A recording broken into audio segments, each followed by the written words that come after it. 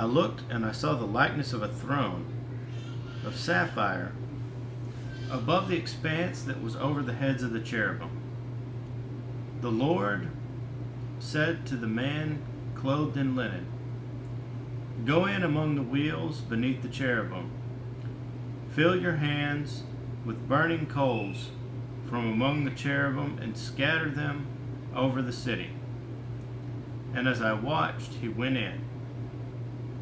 Now the cherubim were standing on the south side of the temple when the man went in, and a cloud filled the inner court. Then the glory of the Lord rose from above the cherubim and moved to the threshold of the temple. The cloud filled the temple, and the court was full of the radiance of the glory of the Lord. The sound of the wings of the cherubim could be heard as far away as the outer court, like the voice of God Almighty when he speaks.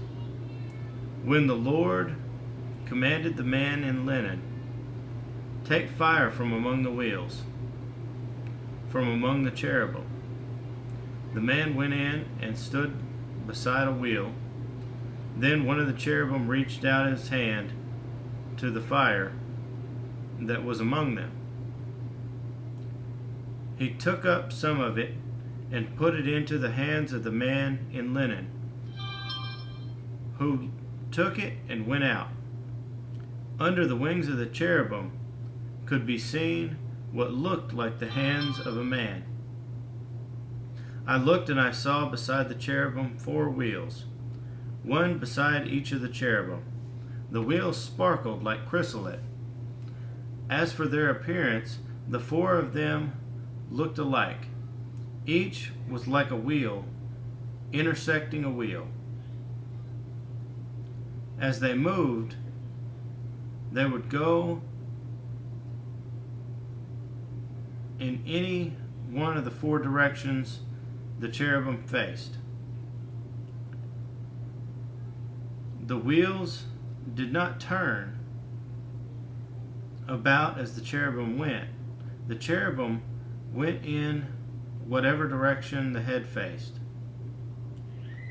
without turning as they went.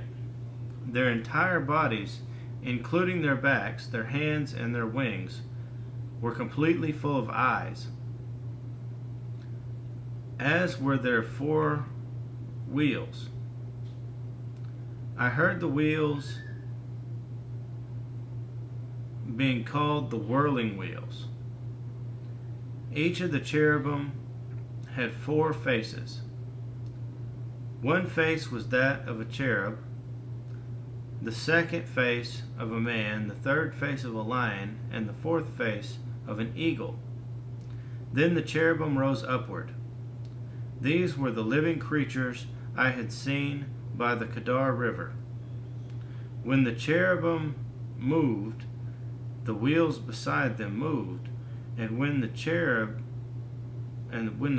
spread their wings to rise from the ground, the wheels did not leave their side. When the cherubim stood still, they also stood still, and when the cherubim rose, they rose with them, because the spirit of the living creatures was in them. Then the glory of the Lord departed from over the threshold of the temple and stopped above the cherubim. While I watched, the cherubim spread their wings and rose from the ground, and as they went, the wheels went with them. They stopped at the entrance to the east gate of the Lord's house, and the glory of the God of Israel was above them. These were the living creatures I had seen beneath the God of Israel by the Kedar River, and I realized that they were cherubim. Each had 4 faces and 4 wings, and under their wings was what looked like the hands of a man. Their faces had the same appearance as those I had seen by the Kedar River. Each one went straight ahead.